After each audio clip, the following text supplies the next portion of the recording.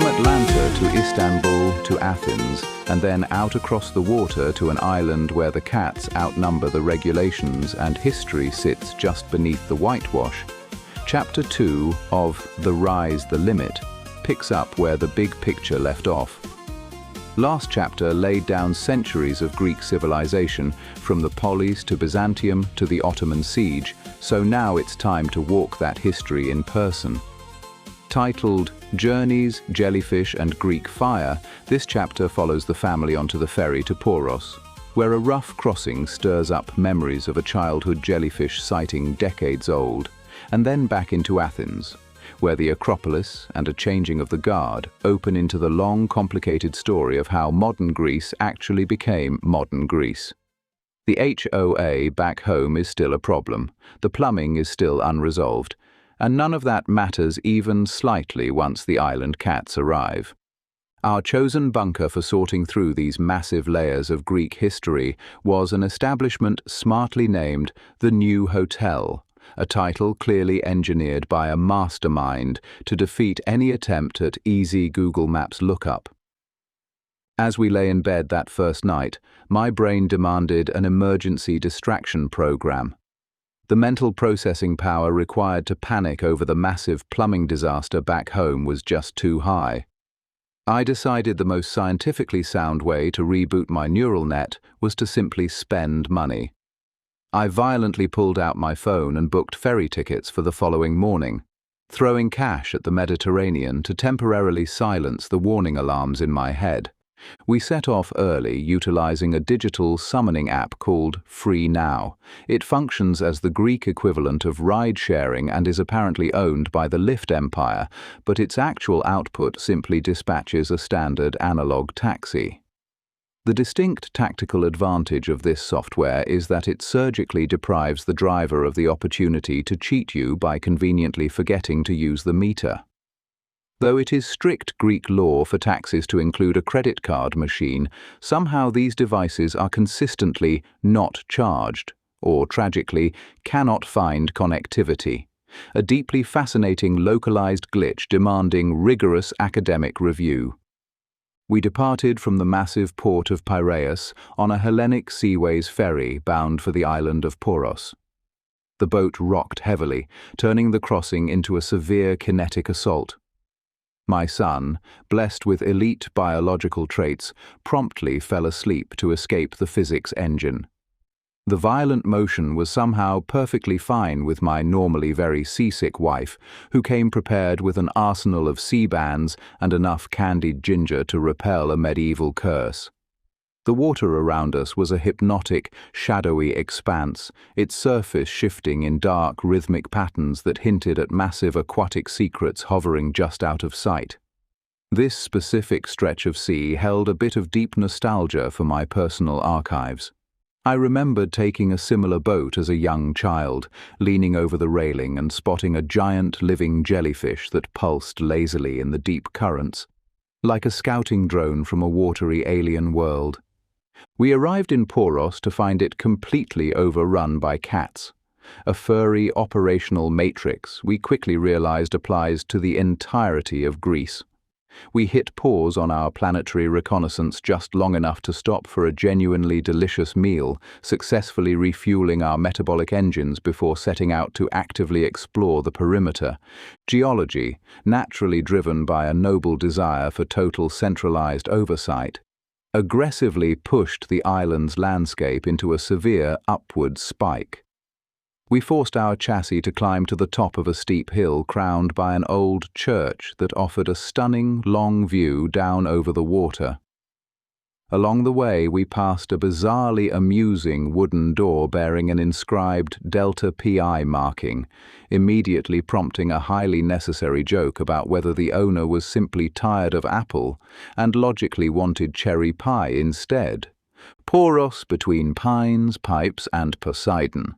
Navigating the labyrinthine residential paths winding away from the church felt like an act of mythic endurance, an odyssey that crowned us the undisputed champions of Mediterranean pedestrianism. Our triumphant wandering eventually gave way to a deeply serious, scholarly observation of the local infrastructure.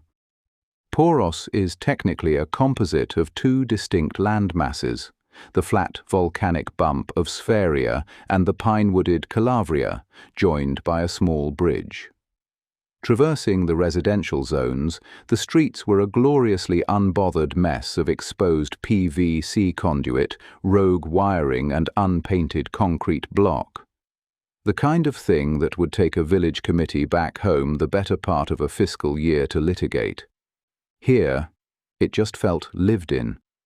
The maritime gap separating the island from the Peloponnesian town of Galatas is remarkably tight. Whenever a vessel glides into the channel from Piraeus, the geography functions as an acoustic tunnel where one can easily monitor casual conversations bouncing across the water from the opposite shore. A brilliant white clock tower commands the skyline, standing above a cascade of pastel, orange-roofed houses built amphitheatrically facing the harbour. Ancient residents originally engineered this hillside layout to spot incoming maritime threats. Today, the topography mostly provides premium sightlines for weekender crowds arriving from Athens. Down on the waterfront, the town runs at a calm, unhurried tempo. People sit under pine shade, crack pistachios, and eat simple, smoky souvlaki by the quay as sailboats bob on the tide.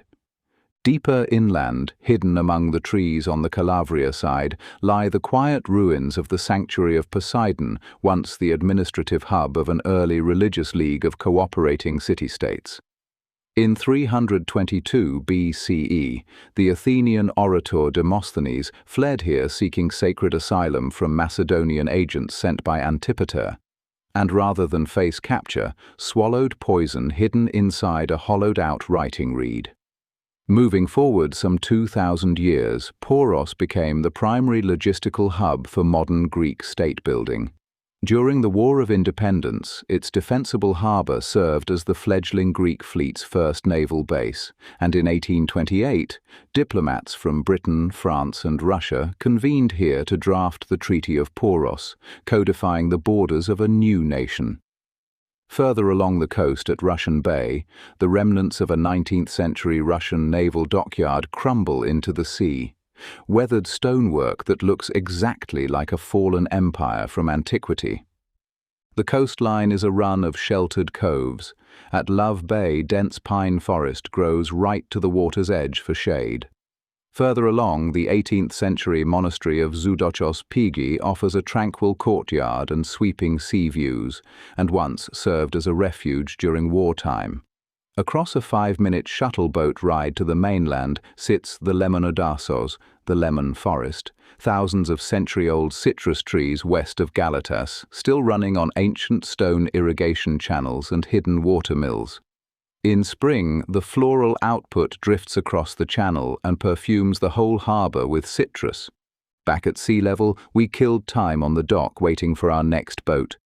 Looking down into the chop, I spotted a jellyfish and decided, with the absolute authority of a man who has no idea what he's talking about, that it was the direct descendant of the exact jellyfish I'd seen 30 years earlier. A small, private reunion of two ancient bloodlines. Nearby, an absurdly nice yacht caught my eye. A reverse image search turned up the model for sale at just under $1 million, which, for a boat, felt oddly reasonable. We had time left to kill, and a choice between the Poros Shell Museum, dedicated to regional mollusks, or the Archaeological Museum of Poros, a modest neoclassical building holding pottery and artifacts from ancient Trozen. We picked the antiquities and walked out 4 minutes later having found nothing worth mentioning.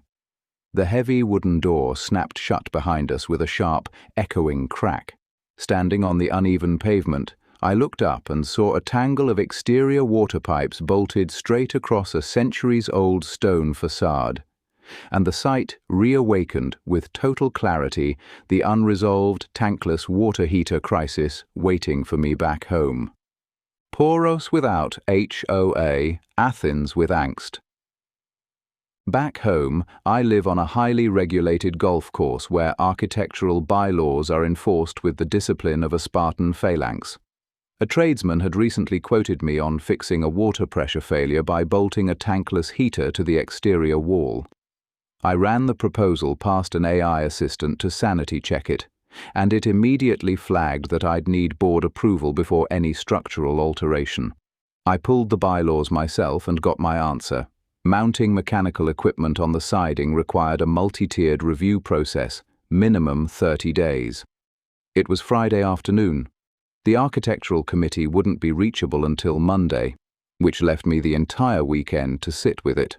I carried that particular weight with me through the streets of Poros, a place that has survived the whims of empires for centuries without a single oversight board dictating its aesthetics, and where the sheer chaos just works.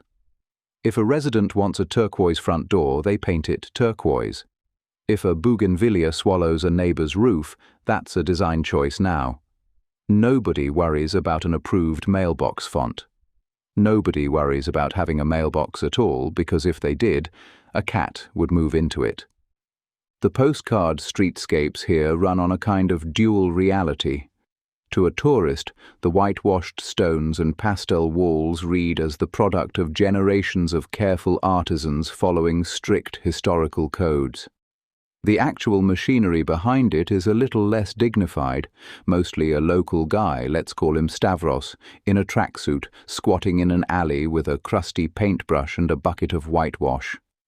No blueprint, no masking tape, no committee.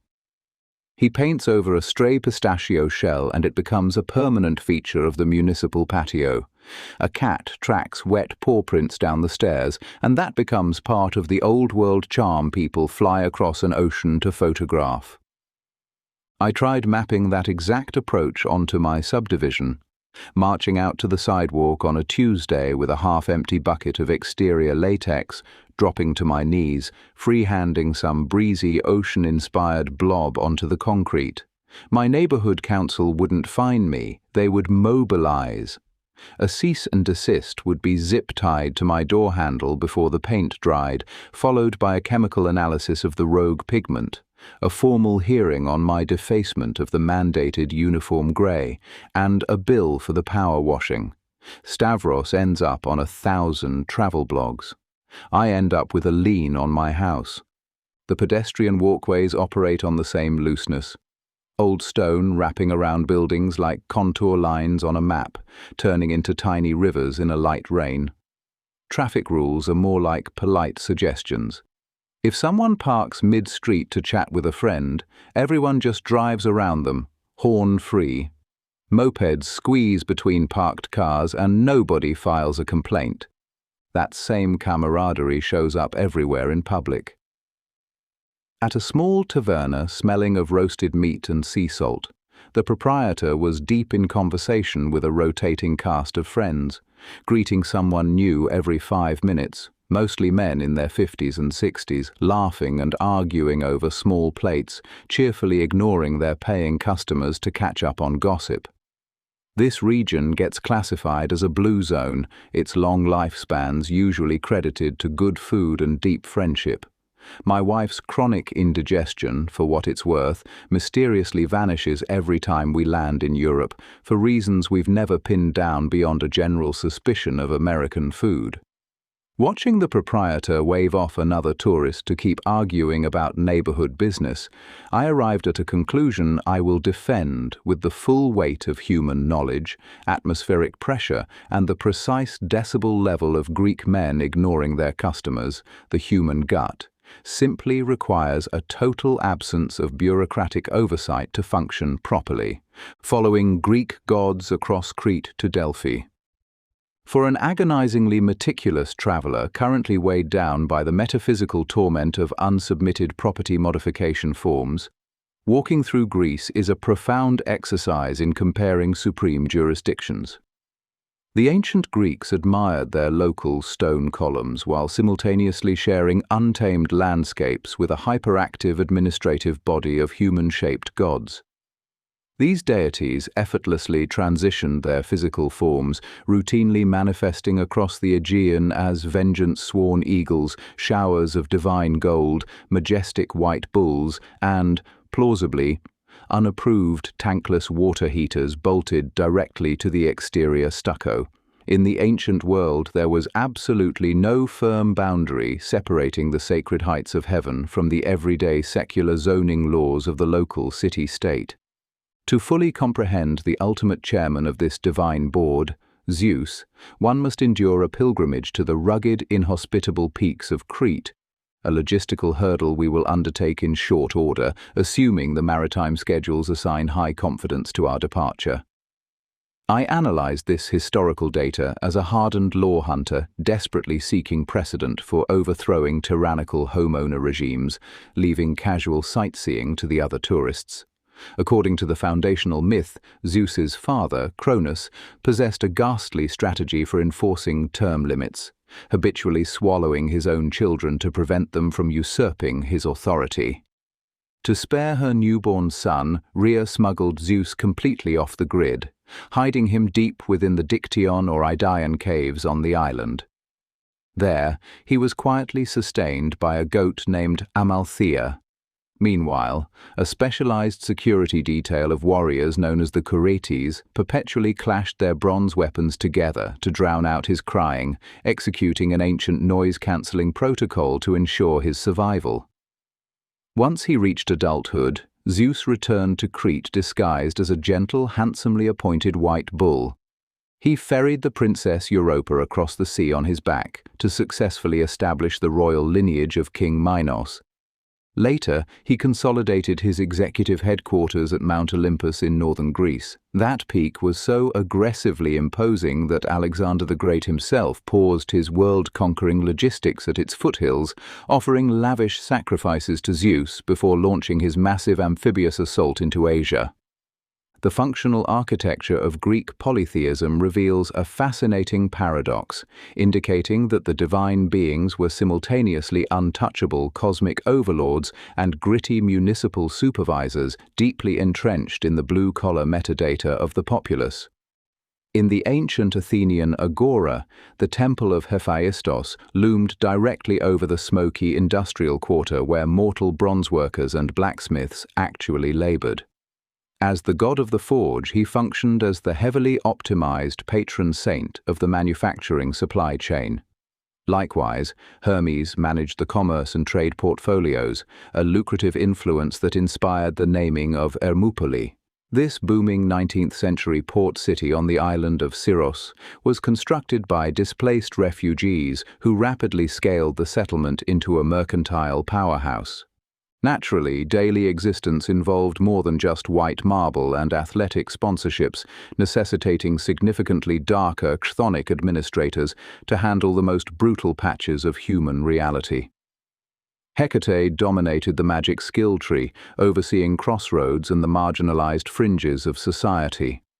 When families experienced the devastating tragedy of an infant's death, they believed their physical addresses were temporarily debuffed with a spiritual pollution known as miasma. Rebalancing this required a severe purification patch. They cleansed their properties by sacrificing a puppy to Hecate and disposing of the remains in abandoned wells.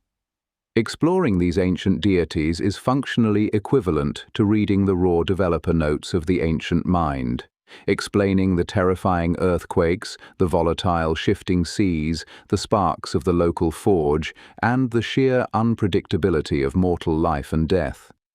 The pious ancient Athenians stared down the creeping phantom of spiritual pollution, confronted a dark corruption demanding a heartbreaking canine sacrifice, and likely considered quietly rage-quitting the whole cursed server.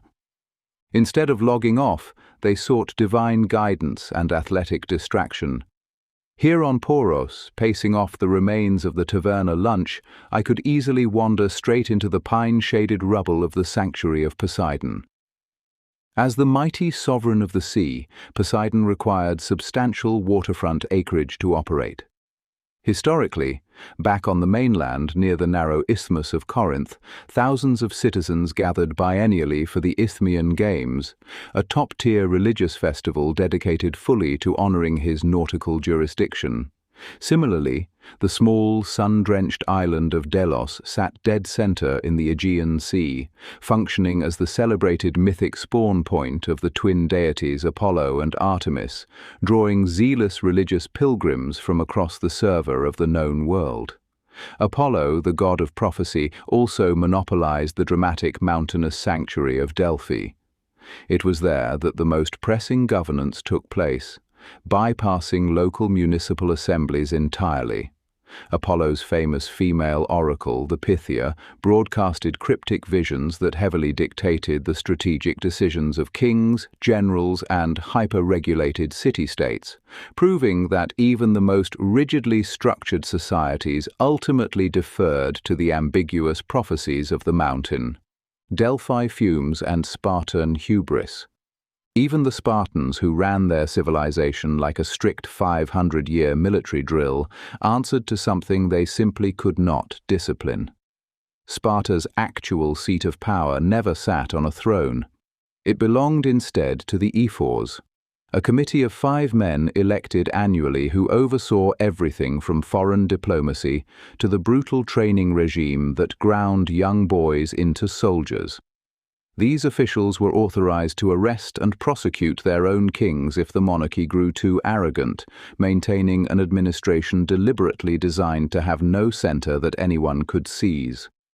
And yet, this notoriously joyless machine of a state ultimately took its highest marching orders from a woman in a trance. Before King Leonidas marched his rearguard to Thermopylae, he consulted the oracle at Delphi, and the Pythia told him a Spartan king had to die, or the city would burn.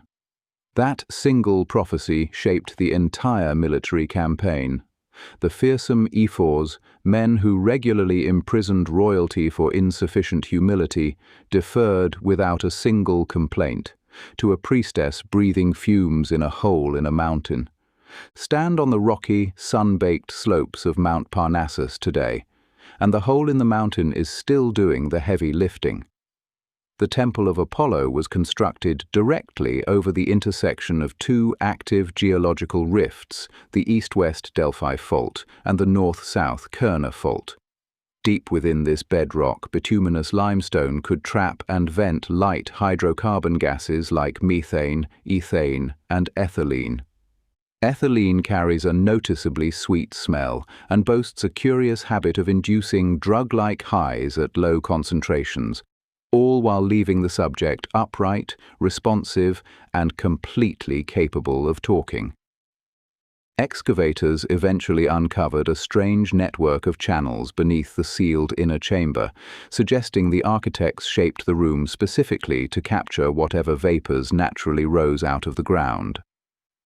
One geologist later called the ethylene theory chemically implausible and proposed methane instead, meaning the scholarly consensus on what exactly dictated Sparta's foreign policy remains a live dispute.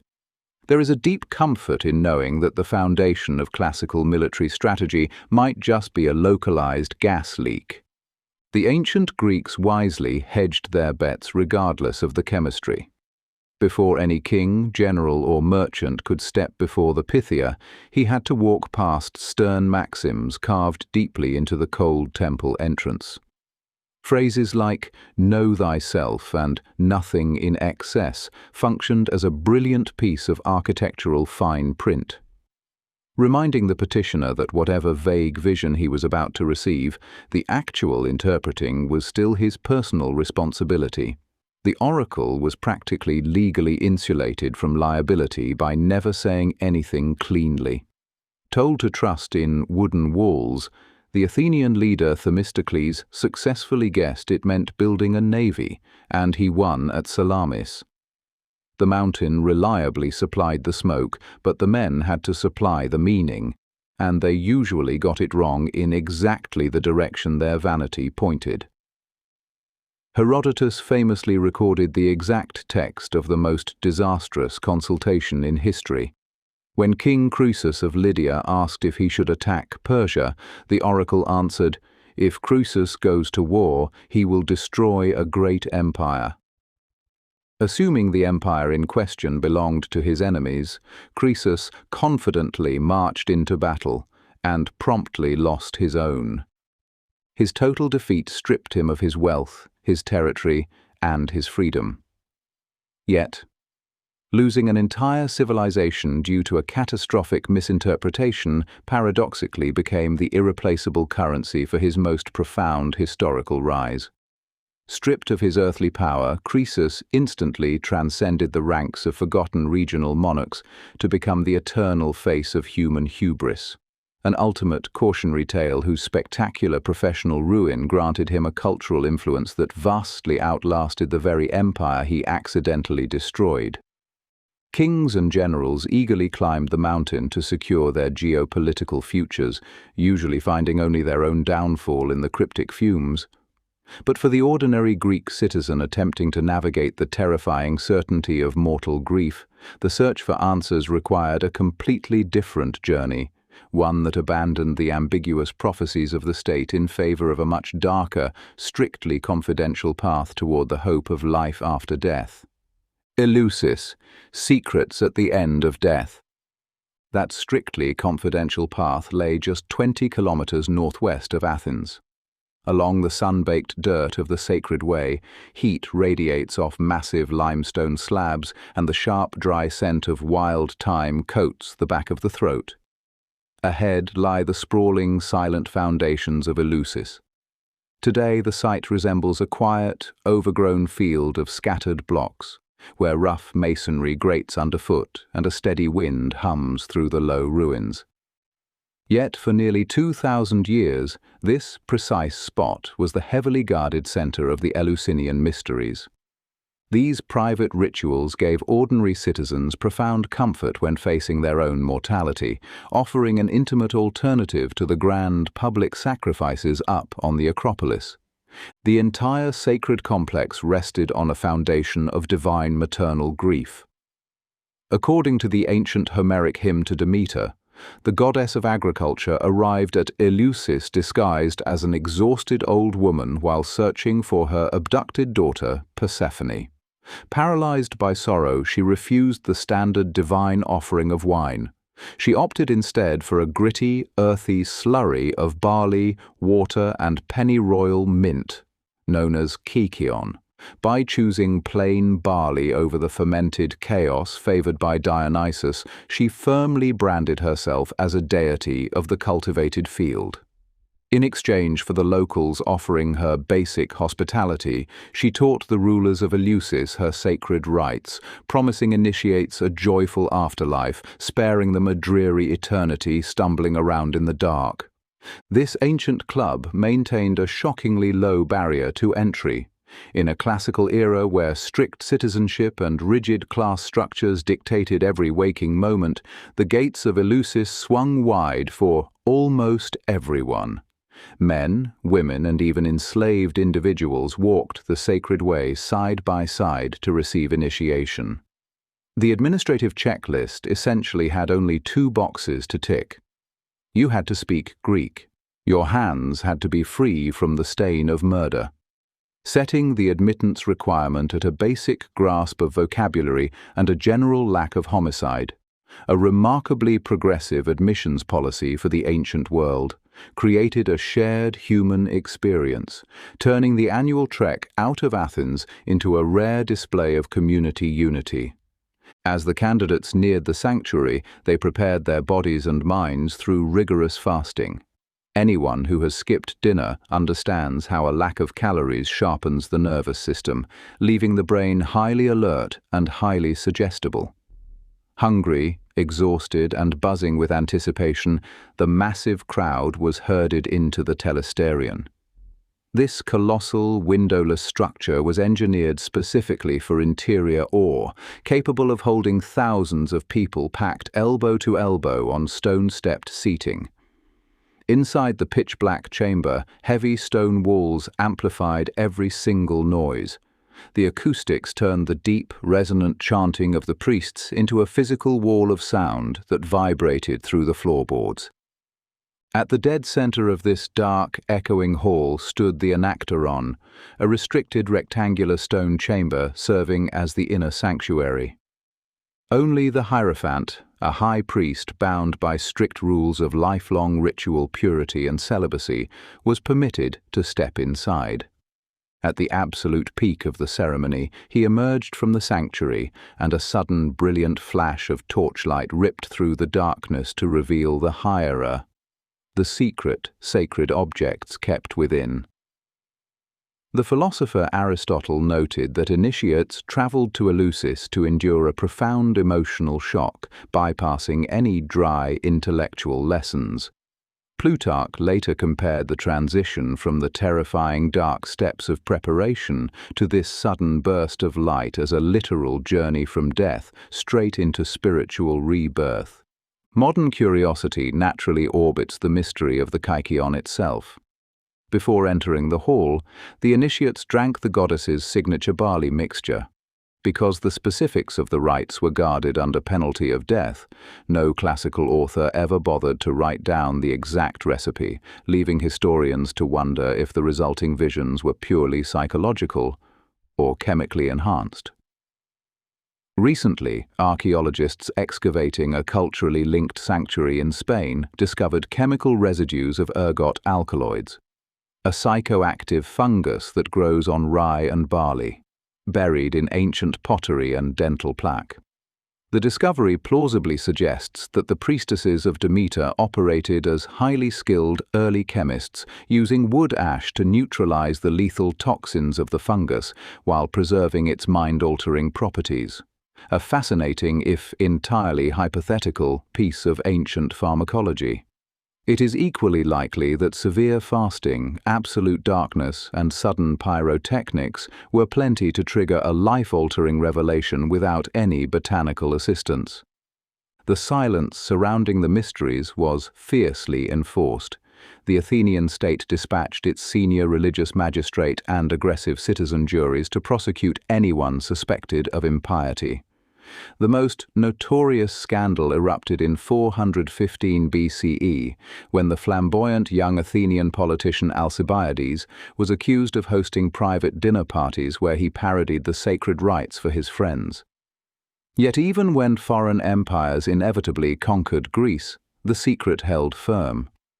Macedonian kings and Roman emperors alike, including Augustus and Hadrian, refrained from suppressing the rites. They lined up for initiation themselves, viewing participation at Eleusis as a highly efficient political maneuver to secure the loyalty of their new Greek subjects. The sacred chain finally broke in the late 4th century CE. Once Christianity gained imperial backing as the official religion of the Roman Empire, strict edicts closed the pagan sanctuaries, and invading Goths physically flattened the Telesterion in 396 CE. The silence of Eleusis remains unbroken today. Its legacy survives mostly in the vocabulary we use to describe our deepest psychological journeys. When modern people speak of a life-changing experience or beholding a great truth, they quietly borrow the terminology of ancient seekers walking a dusty path toward the torchlight. Those ancient seekers eventually found other answers. As the civic structures behind the Olympian gods slowly collapsed, the desire for a moral, transformative relationship with the divine drove people toward emerging monotheistic faiths. The grand public festivals faded, replaced by entirely new ways to navigate mortal grief. Armed with this sweeping historical hindsight, it is worth tracing the path of the ancient Panathenaic procession through the center of the Athenian agora. Understanding how that ceremonial route once threaded through the heart of civic life helps explain how monumental public sacrifice programmed every single waking thought of the ancient city when Zeus lost Greece to Christ. Embarking on that sweaty, personal march through the civic ruins inevitably brings up a rather uncomfortable question. Why did the Greeks systematically abandon the very deities who explained their earthquakes, seas, and forges? What happened to the worship of Zeus and the rest of the Olympian pantheon was not a sudden collapse. It was a drawn-out, agonizing shift in religious taste, philosophical leaning, and political power. Ancient Greek rituals were built entirely around sacrifice, civic festivals, and temples, rather than any expectation that the ultimate ruler of the universe should be a moral role model. Zeus was revered as the king, the weather deity, the staunch protector of hospitality, and the enforcer of oaths, despite the minor detail that his own mythological timeline was absolutely riddled with brute force, sexual deceit, and widespread destruction. In that older system, raw divine power mattered far more than ethical purity. A deity could be highly dangerous and still receive top-tier worship simply because religion was about maintaining favorable relations with entities capable of ruining your harvest out of spite.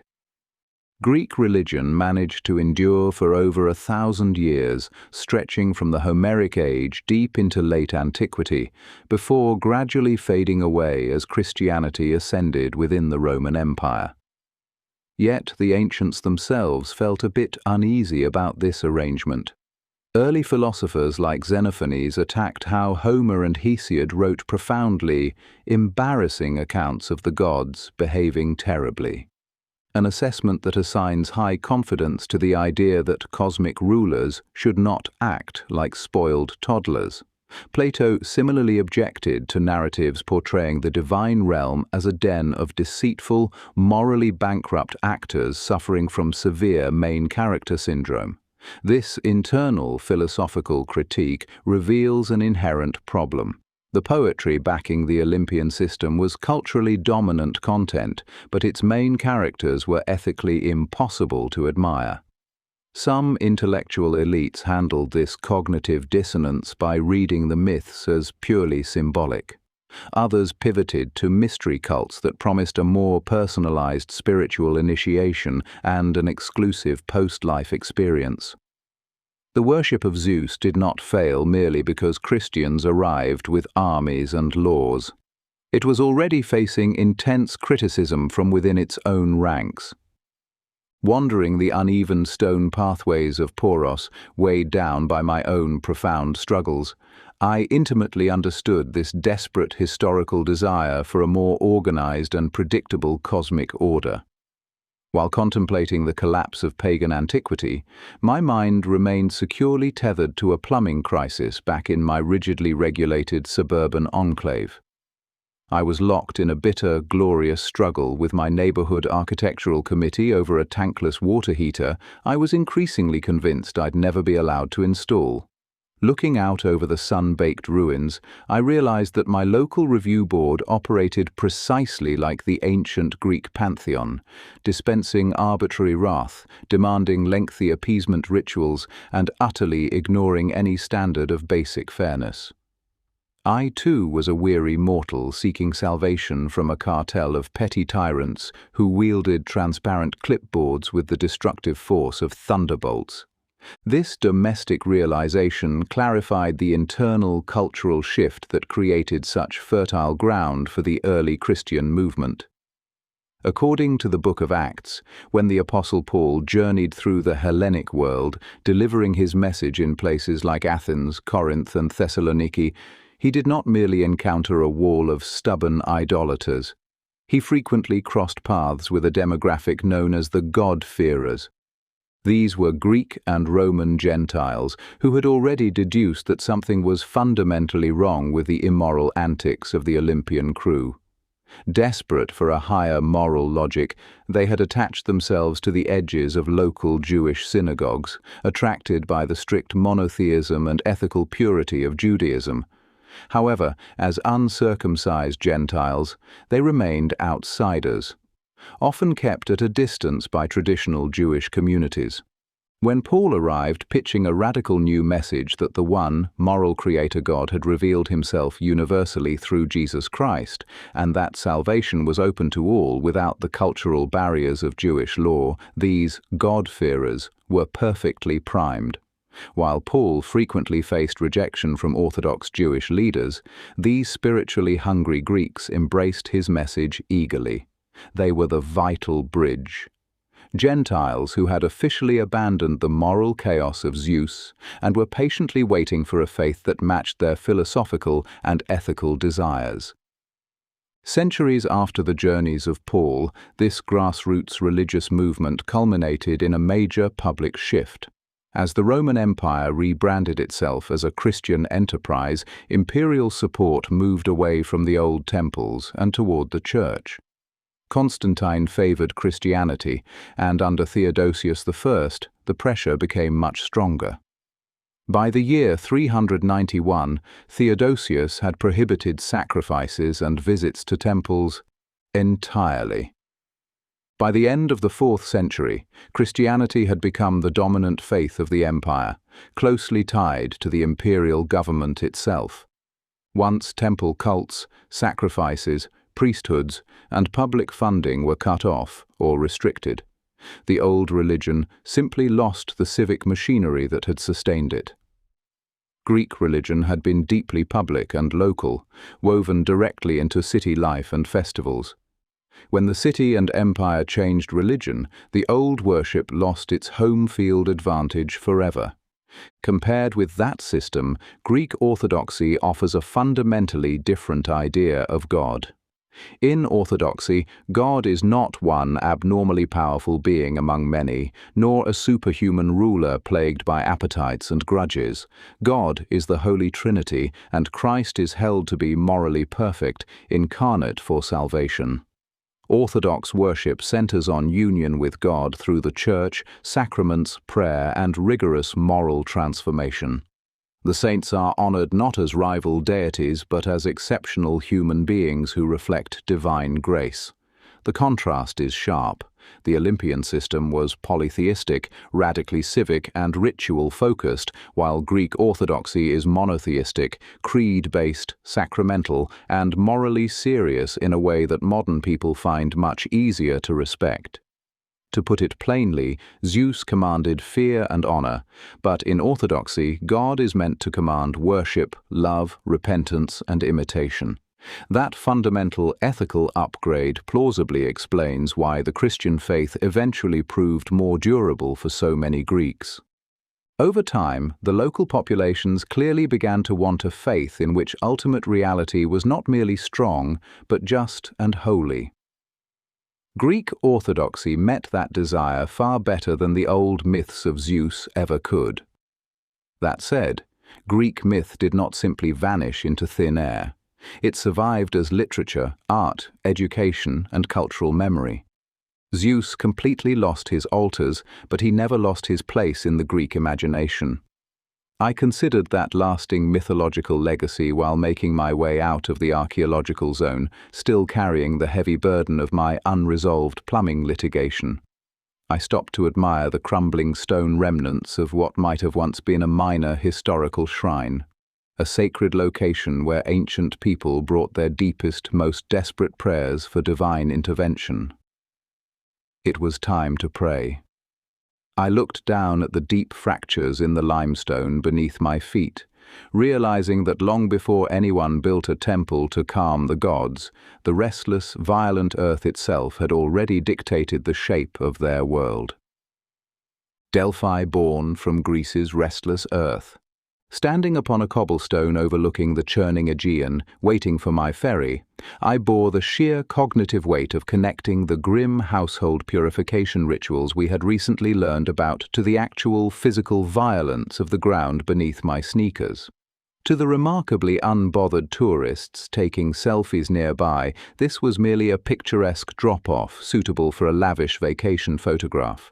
But I was currently burdened with the glorious, terrible knowledge of deep time. Reversing the chronological clock roughly 6 million years would not reveal a pristine ocean capable of floating a moderately priced luxury yacht. It would reveal a vast, sun-baked desert of salt. Around 5.96 million years ago, the African and Eurasian tectonic plates engaged in a prolonged geological collision, a structural dispute that assigns high confidence to the inherent instability of the entire region, uplifting the land around the Strait of Gibraltar and permanently severing the Mediterranean Sea from the Atlantic Ocean. Bereft of Atlantic replenishment, the intense local sun evaporated the water exponentially faster than regional rivers could output. This created an overarching desiccation event that left layers of salt thousands of meters thick across the basin floor. The sea level dropped over a kilometer in some regions, fundamentally forcing the mighty Nile River to carve ridiculously deep canyons into the bedrock, just to chase the retreating shoreline downward. I pressed onward across the rugged terrain, my calves burning with the endurance of a mythic hero while my mind simultaneously harbored intense anxieties about a damaged residential water heater back across the Atlantic. I found a strange comfort in knowing the Earth is perpetually editing its own topography, effectively keeping everyone humble. The historical canon shifted dramatically 5.33 million years ago, when the Atlantic Ocean violently broke back through the Gibraltar region.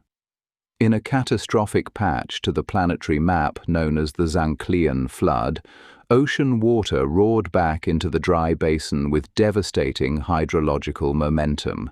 It tore through narrow gateways and churned up the landscape with such kinetic force that sea levels rose by several meters a day, until the Mediterranean was fully restocked. This deep history of restless geology remained thoroughly active, constantly sculpting the very Greek landscape I was now navigating with noble determination and failing arch support. Greece sits directly on a volatile tectonic frontier where the African plate constantly subducts beneath the Eurasian plate. This massive geological friction pushes up coastlines, fuels intense earthquakes, and powers a sweeping arc of volcanoes. Over millions of years, these colliding plates lifted ancient limestone from the ocean floor, which rainfall then dissolved into steep cliffs and hidden karst caves, precisely like the secluded caverns on Crete where mythological kings of the gods were kept safe from hungry parents. The ancients recognized the structural instability of their own habitat, specifically when the geographer Strabo logically noted in his geography that the oracle was seated over a deep cavern from which arises an exhalation that inspires a divine frenzy. I finally stopped walking to survey the fractured marble columns, completely understanding how this dynamic terrain created a landscape of divine geology long before anyone here invented representative government or geometry. The dramatic geography mapped perfectly onto the volatile moods of their deities, translating the thunderous heights of mountains and the violent shaking of the soil into a highly specialized living theology. Even the legendary oracle of Delphi owed her elite prophetic visions to the region's restless crust. As detailed geology of the site reveals, the Temple of Apollo sat over intersecting fault lines venting light hydrocarbon gases from deep underground, an arrangement that induced a euphoric trance in the resident priestess, cementing a fascinating dynamic where the literal, physical landscape spawned a localized spiritual monopoly. It fundamentally upends common wisdom, because you can absolutely get blood from a stone, provided the stone is a ruptured tectonic boundary, and the blood is actually a hallucinogenic hydrocarbon vapor monetized for geopolitical consulting. With that geological revelation finally settling into my weary mind, it was time to leave the cracked limestone of Poros behind, turning our sights toward the harbor to find a ferry that could carry us toward a strictly unmotorized island sanctuary. Hydra where donkeys outlast cars. Plates crash beneath the sea, tearing continents apart and breathing divine madness into the rocks. But my own epic journey toward that sanctuary required only that we board the waiting ferry to Hydra. We were tracing the same shattered shores where ancient societies had stubbornly reinvented themselves from the early Bronze Age through the Ottoman era. Stepping onto the boat felt like crossing the River Styx. If the Styx sold overpriced snacks and featured a surprisingly loud turbine engine, our mission was to witness a realm famous for banning all modern vehicles, an absolute decree that evidently comes with a few municipal loopholes. Even ancient deities had exceptions to their rules, and Hydra is no different.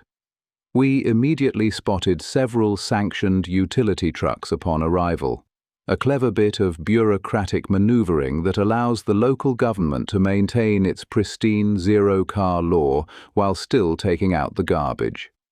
To appease the logistical realities of the traveling masses, the locals keep a working supply of sturdy beasts of burden stationed near the docks. We observed several donkeys laden with heavy luggage, proving they are a highly functional delivery fleet rather than mere aesthetic props for social media content.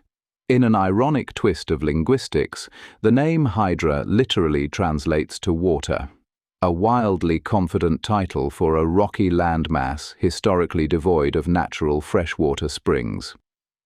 Exhaust fumes are entirely absent here, replaced by the rhythmic clatter of hooves on stone. Strict building regulations preserve this historic atmosphere, forbidding concrete developments and modern advertising, so the harbour remains visually anchored in the past. The architectural history in this port documents a highly specific period of localized prosperity. Looking up from the water, a sweeping bowl of tall stone mansions with red-tiled roofs and blue shutters commands the landscape. Wealthy sea captains and shipping merchants constructed these grand estates in the late 18th and 19th centuries, channeling immense maritime profits into very solid real estate. When the Greek War of Independence ignited in 1821, these merchants casually repurposed their commercial wealth into a lethal naval armada. They aggressively challenged Ottoman supremacy across the waves and produced legendary maritime commanders like Miaulis and Tombazis. You can inspect the maps, ship models, and historical receipts of this highly effective naval aggression at the local Historical Archives Museum. By the middle of the 20th century, the island shifted metas from naval supremacy to bohemian retreat. The brilliant Mediterranean light and absolute quiet drew an entirely different class of high-status individuals seeking refuge. Leonard Cohen acquired a house here in the 1960s, while the mid-century equivalent of highly online creatives, such as Henry Miller and Nikos Hadjikyriakos Gika, utilized the silent streets to maximize their artistic output. Naturally, this aesthetically flawless environment attracted the cinematic industry. Hydra served as the visual anchor for the 1957 Hollywood film Boy on a Dolphin starring Sophia Loren, a broadcast event that essentially hard-launched Greek island tourism to a global audience. The stark, sun-beaten terrain also featured heavily in the 1962 production Phaedra starring Melina Mercouri. Navigating this restricted zone requires you to merely let your feet dictate the itinerary. A brief coastal march leads away from the primary port to the sleepy fishing settlement of Kamini, or you can plunge into the clear liquid off the rocky perimeter at Vlaikos Beach. For those who wish to undertaking a grueling, heroic ascent, the punishing hike up to the monastery of Prophet Elias yields ridiculous panoramic views across the entirety of the Saronic Gulf. I declined, but I braced myself for a mythological encounter, fully prepared to bravely face down a multi-headed beast. Sadly, the famously defeated Lernaean Hydra of Heracles' lore actually resided in the mainland swamps of Lerna, leaving this dry, steep island totally devoid of legendary serpents. If the earth itself shifts and shatters over millions of years to build a paradise of stone, does a traveler really need a monster at the end of the road to make the journey worthwhile? Greece, where Hydra heads and heroes linger. Even without a local serpent to battle at the summit, wandering through the sun-baked ruins and deep swamps of the Greek mainland reveals a landscape seemingly designed to generate mythological anomalies. These larger-than-life figures existed far beyond dusty poems. They remained stubbornly tied to the very soil, seas, and ancient cities still visible today. The murky swamps of Lerna provided the legendary hunting ground for Heracles, a figure the Romans later rebranded as Hercules during one of his most terrifying 12 labors. Faced with the Lernaean Hydra, a monstrous multi-headed serpent, Heracles quickly learned that brute strength was insufficient.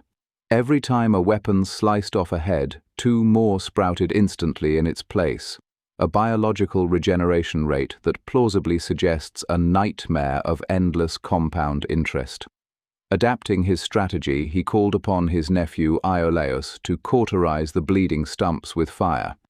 After burying the creature's single immortal head beneath a massive rock, the resourceful hero dipped his arrows into the Hydra's toxic blood, securing a deadly, venomous edge for future battles. Today, the thick reeds of that wetland still evoke the atmosphere of this clash, merging ancient mythology directly with physical geography. Looking out over the sparkling waters of the Mediterranean from our high vantage point, it is easy to map the ambitious maritime path of Odysseus, the cunning king of Ithaca.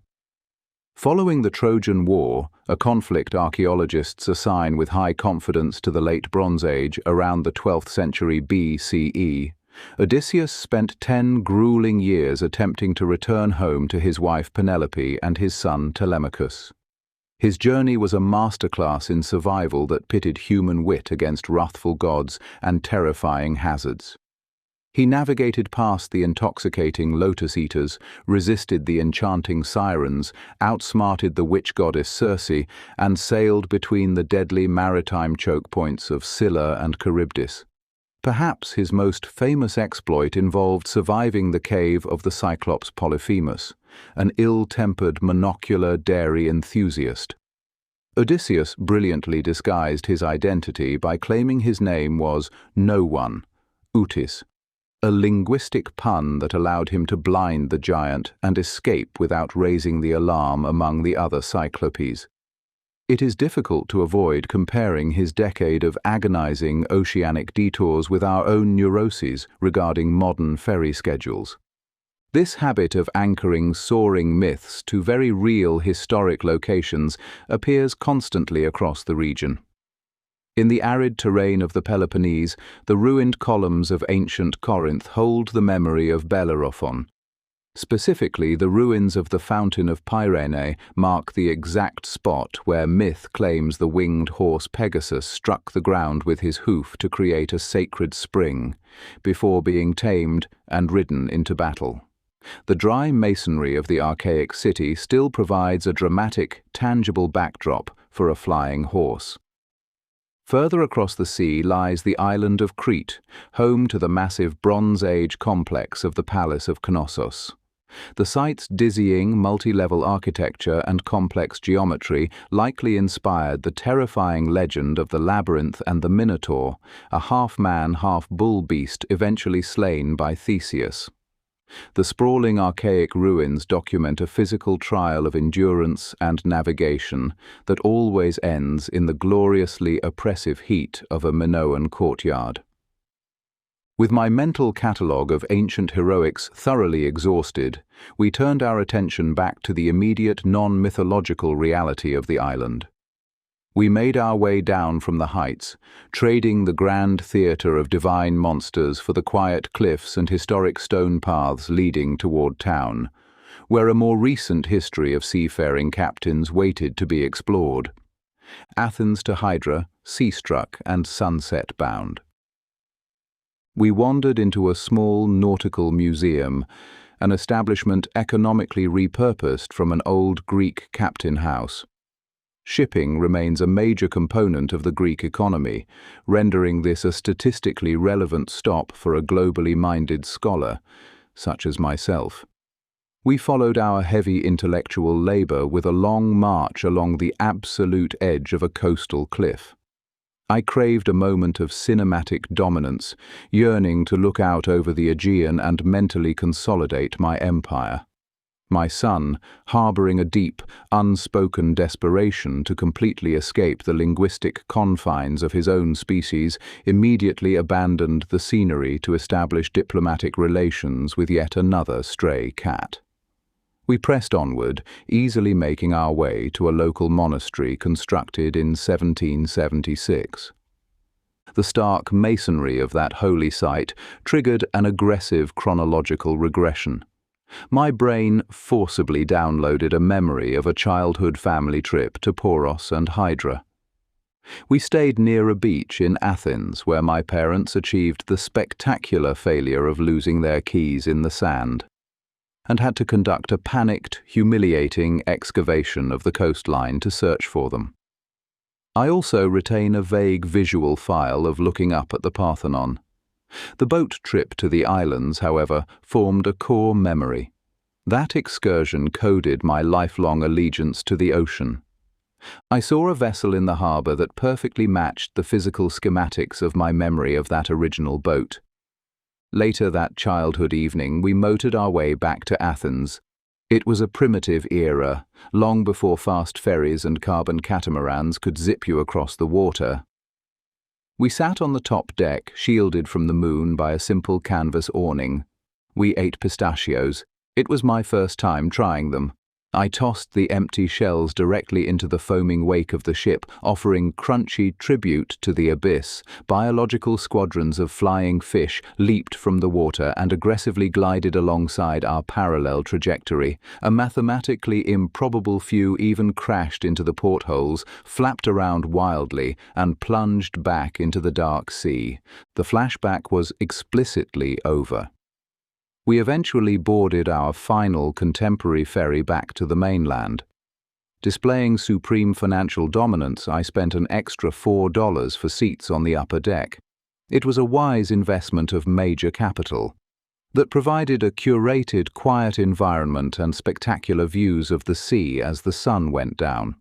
We finally executed our tactical extraction into Piraeus and hailed a taxi. The driver cheerfully informed us there was a flat fee to reach the middle of Athens. I knew this was a complete fabrication. If he had run the meter as legally required by municipal law, the trip would have been cheaper. The total difference amounted to exactly €3, so I opted to save my vital oxygen and completely ignore the minor grift.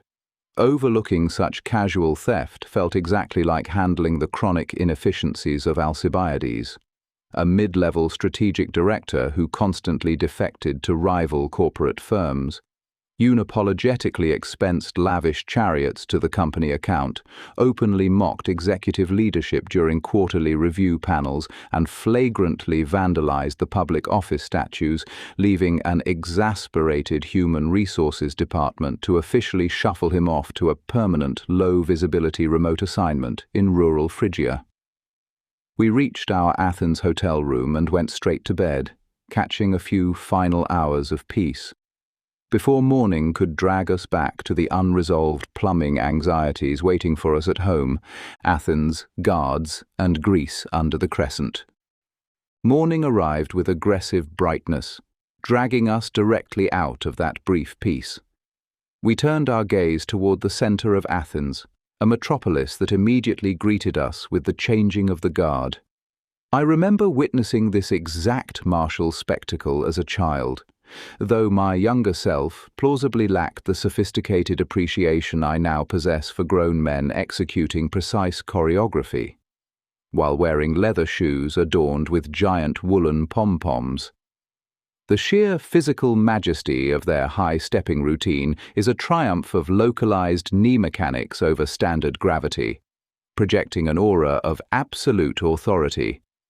At that precise moment, mid-morning in Athens, which meant the workday was already over back home across the Atlantic, my mobile device delivered a cursed, late update from our distant homeland. The domestic slab leak, a crisis I had previously managed with heavy sedation and irrational hope, had officially gone feral. The main pressure regulator had spectacularly blown apart, while the authorized plumbing artisans were actively wielding their wrenches in the pre-dawn hours of the American morning. This abrupt mechanical betrayal induced a primal panic that the sudden aquatic surge was going to explode every remaining supply line and fixture inside the house, much like a compromised aqueduct drowning a provincial Roman outpost. In a wholly unrelated piece of timing that the universe apparently found amusing, the Municipal Water Administration had chosen that same chaotic window to issue a mandated backflow valve upgrade, a separate compliance matter entirely, but one that landed in my inbox with the subtlety of a second grenade.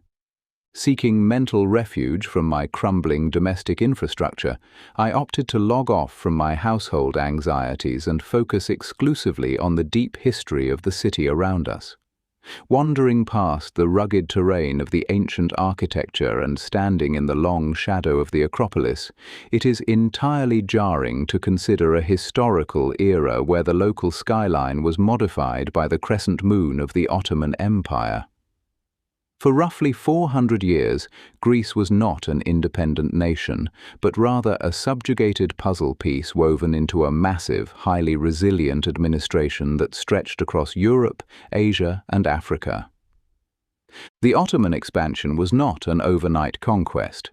It was a slow, creeping occupation that started in the 1300s, gaining terminal velocity when Constantinople famously fell in 1453. Step by step, Ottoman military operations moved in, forcefully battling the Venetians for control of the sparkling Aegean islands, until fortified places like Crete finally fell after decades of intense siege warfare. When the artillery dust settled, the Greek populace found themselves living as second-class citizens governed by a strict Islamic legal framework. Navigating daily existence under this new rule was incredibly harsh. As a Christian subject, you were required to pay specialized financial levies, such as the Sizi head tax and the Espense land tax. Even more heartbreaking was the devshirme system, a chilling child levy where Christian boys were systematically collected from their families, converted to Islam, and strictly trained to become elite Janissary soldiers or imperial administrators. The threat of systemic violence was terrifyingly real, with captured prisoners occasionally facing gruesome public executions to send a visible, bloody message regarding state compliance. To survive, some Greeks in Constantinople and on islands like Crete adopted a stealth mode as crypto-Christians, on the outside dressing like Turks and praying in mosques, but behind securely bolted doors, secretly keeping their holy icons and whispering the prayers of their true Orthodox faith. Yet this long 4-century chapter is not solely a history of passive suffering. The Ottomans were notably pragmatic rulers who preferred to recycle existing institutional systems rather than dismantle them wholesale. Working within the space this pragmatism allowed, tight-knit mountain villages and remote island communities effectively locked down their Greek language and culture, escaping the widespread religious conversions successfully executed in other Balkan regions like Bosnia. Hidden away in inaccessible mountain topographies, ancient sanctuaries like those on Mount Athos successfully negotiated special property privileges and massive tax exemptions, transforming into quiet stone fortresses that physically hid precious Byzantine manuscripts from prying imperial eyes. Regional legends even speak of secret schools or Krypho Skolio operating entirely in the shadows to impart the Greek language to the next generation. Out on the varied islands, clever locals traded their basic obedience for a functional degree of local autonomy.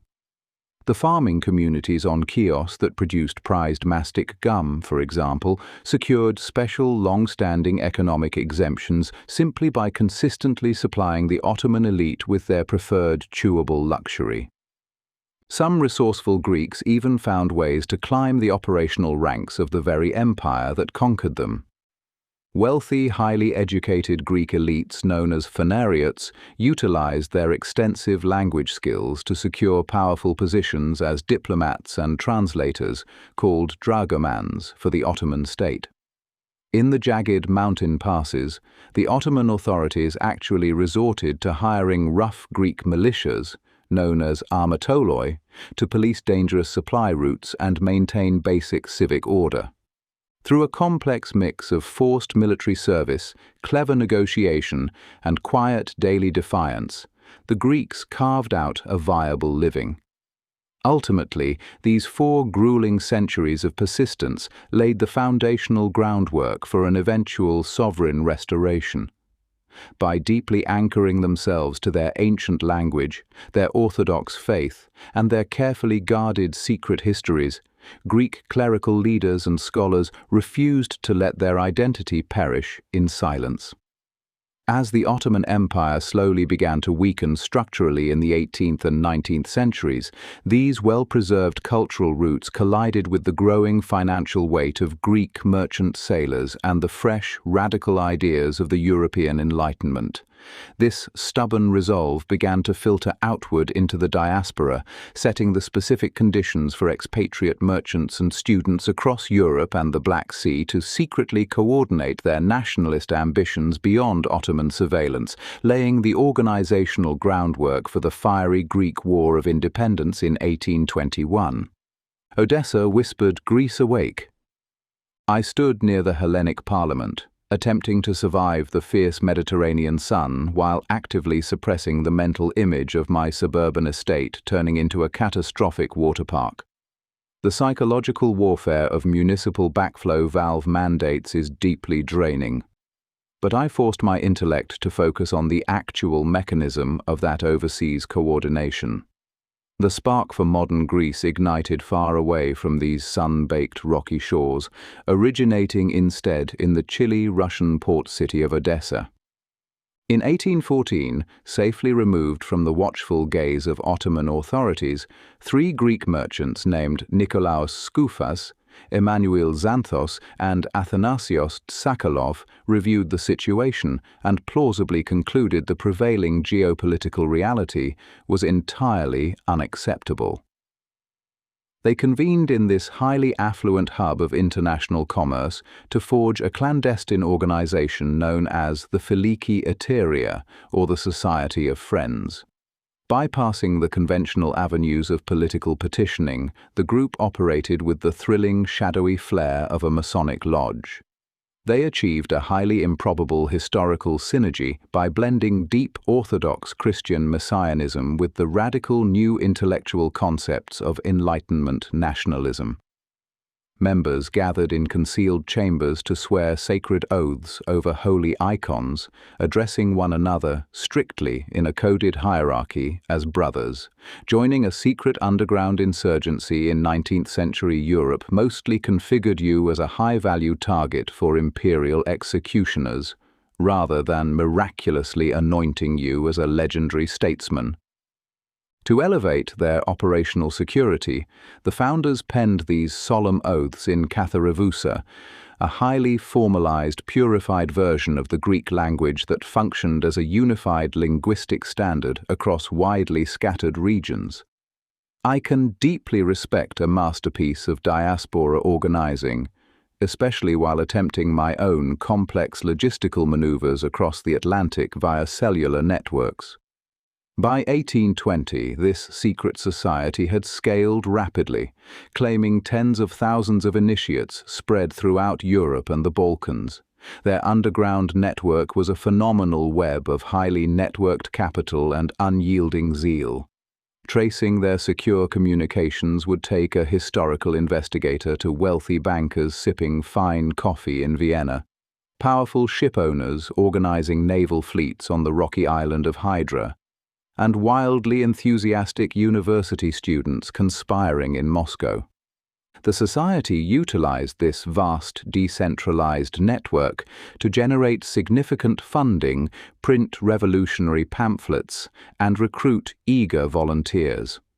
Their efforts demonstrated the dream of a free Greek state could be systematically funded and organized abroad, well before any kinetic military action occurred on native soil. Ultimately, the Philiki Eteria laid the vital logistical groundwork for the entire Greek War of Independence, a monumental conflict spanning from 1821 to 1832. They successfully transformed a loosely connected series of regional grievances into a highly optimized national movement. The resulting war became a massive collision of ideals, synthesizing the elite prestige of ancient antiquity, the deep spiritual cohesion of the Orthodox Church, and the structured political objectives of the European Enlightenment. Their early, shadowy groundwork ignited a revolution that successfully captured the imagination of Romantic Europe, eventually drawing the heavy military capabilities of Britain, France, and Russia into the fray. It was a brilliant execution of long-term strategic vision, the exact kind of monumental planning I myself attempt to engage in daily. I carefully monitored my own encrypted overseas transmissions, obsessively coordinating tactical responses across multiple time zones to prevent total systemic plumbing collapse. The plumbers finally texted a photo of the new brass valve. I exhaled, pocketed the phone, and went to find lunch, ready to see how a carefully planned revolution would soon spill over the northern borders into open, holy rebellion. Ypsilantis lit the fuse of Greece. I was actively ignoring any further email notifications regarding the newly valved plumbing at our house, choosing instead to doom scroll through translated primary sources with the gravity of an oracle divining bronze entrails. I needed to see how those clandestine diaspora networks finally breached the surface, largely because the first kinetic deployment of this accumulated revolutionary energy was undeniably a top-tier diversionary tactic. In early March 1821, Alexandros Ypsilantis left his comfortable post as an officer in the Russian army to lead a hopeful faction of volunteers across the northern borders into Moldavia and Wallachia, officially declaring Greek independence with absolute main character energy. The northern campaign itself was a brief and unmitigated catastrophe that collapsed almost immediately. Yet, that glorious northern failure brilliantly engineered their southern survival. By drawing the aggressive gaze of the Ottoman military apparatus toward the wrong geography, Ypsilantis performed a flawless aggro pull.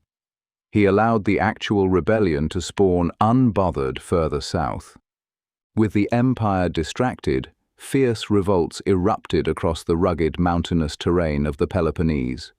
The movement progressed far beyond a standard territorial dispute. It operated as a deeply spiritual crusade, possessing all the righteous fury of a medieval zealot discovering a localized heresy.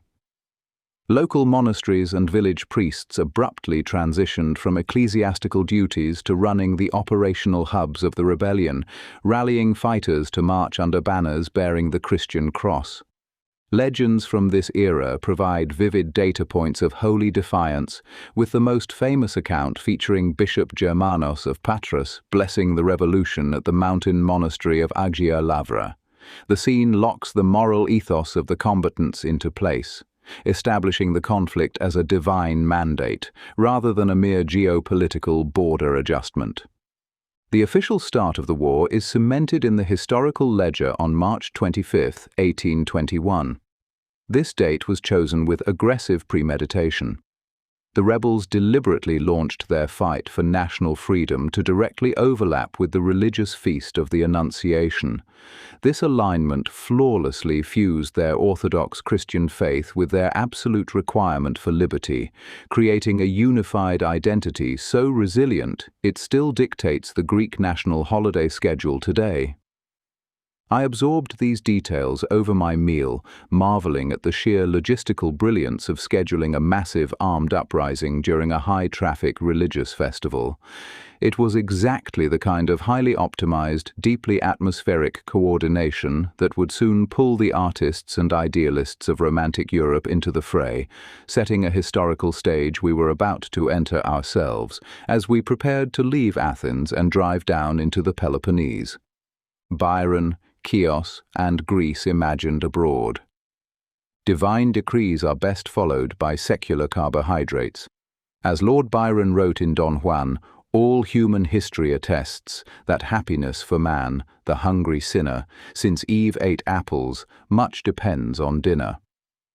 With the national fervor of the morning changing of the guard ceremony still ringing in our ears, my family had embarked upon our own sacred pilgrimage, marching with singular heroic purpose toward those golden arches.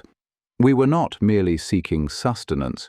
We were enacting a profound ritual of geopolitical dominance, planting the American flag in foreign soil by consuming highly processed beef.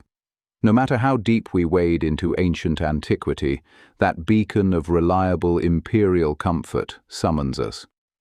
Our localized conquest was brief, but it plausibly mirrored the way international obsessions have historically reshaped this peninsula.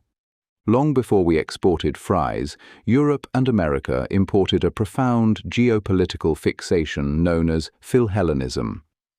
The Greek War of Independence was waged with muskets in the Peloponnese, but it was heavily crowdsourced in the drawing rooms of Paris, London, and Boston.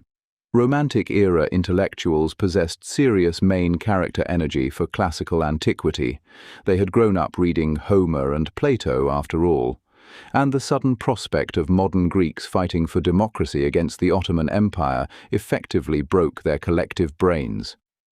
This classical nostalgia rapidly mutated into a massive grassroots funding apparatus that turned high-minded philosophy into actual bullets and bread.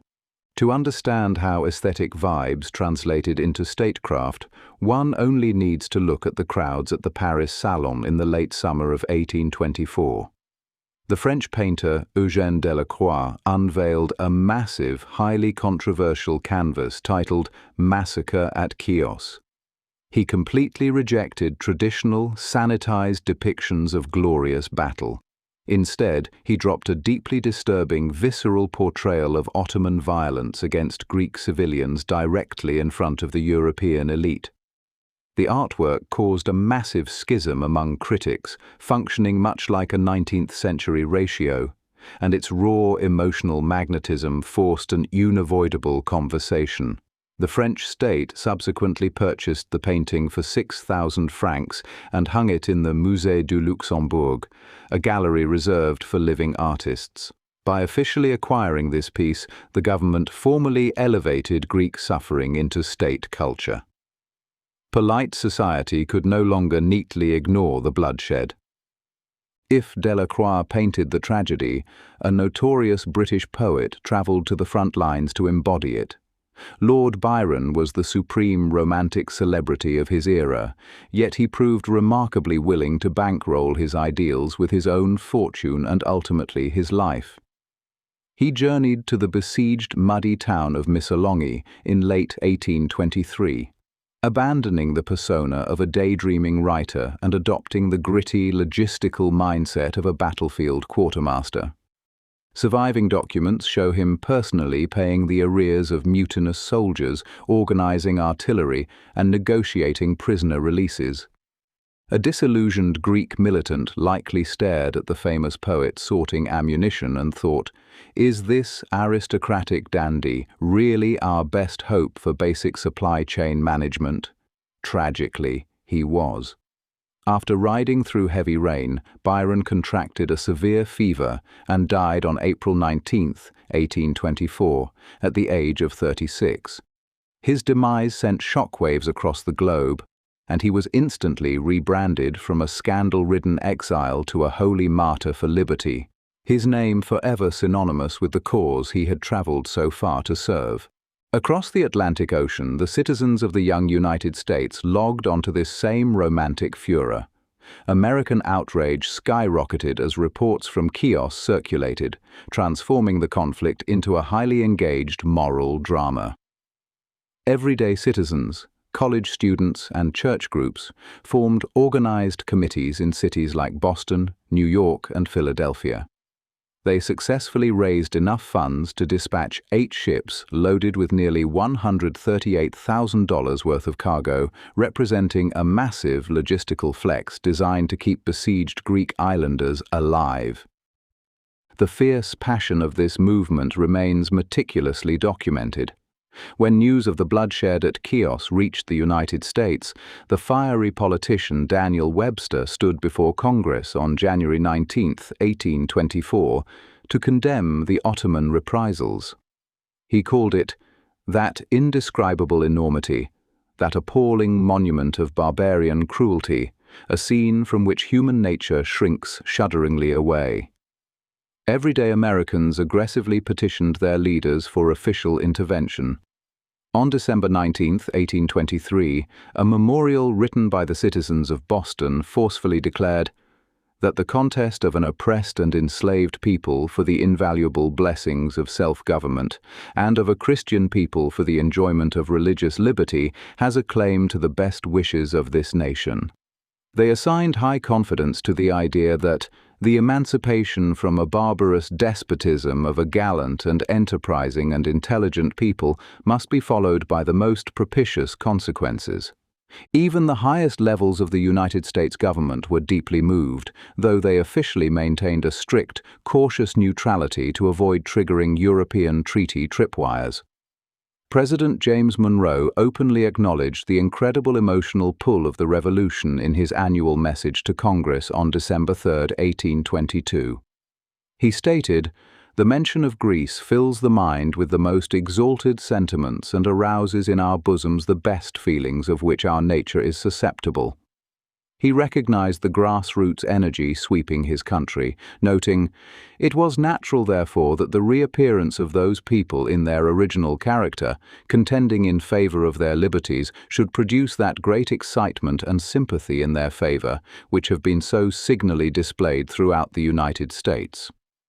Monroe added his own personal wish, expressing that a strong hope is entertained that these people will recover their independence and resume their equal station among the nations of the earth. Secretary of State John Quincy Adams, a man usually operating strictly on pragmatic diplomatic math, could not hide his own ideological alignment. In a letter from late 1823 he wrote, "Be assured my heart beats in unison with yours, in sympathy with the Greeks, suffering as they are, in the great cause of liberty and humanity." These artists, poets, and everyday citizens across 2 continents strongly suggest that capturing the public imagination functions as a highly effective military strategy. The resulting wave of overwhelming public pressure forced hesitant governments to fundamentally change their foreign policy and help Greece fight its way back onto the map of free nations. We finished our processed meals and wiped the accumulated grease from our hands, quietly absorbing the weight of all that historical, socio-cultural sacrifice. Traveling thousands of miles to eat a standard American cheeseburger in the shadow of the Greek Revolution initially suggests a deeper cross-cultural irony, but no, actually, it is just profoundly silly.